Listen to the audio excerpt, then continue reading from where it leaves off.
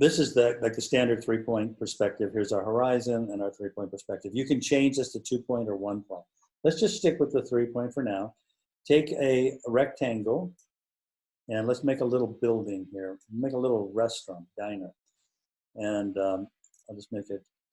Now this little widget up here is important because whichever face is highlighted, that is the face to which you're going to apply your object.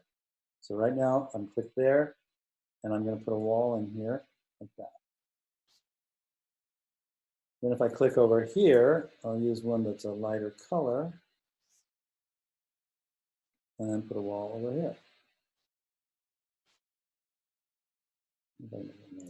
There we go.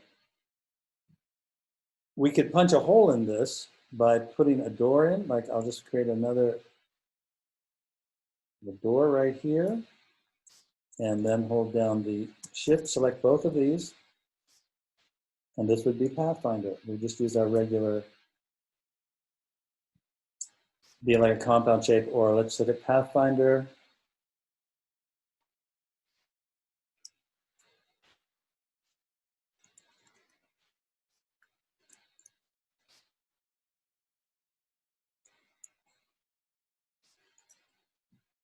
So to make the compound path like this.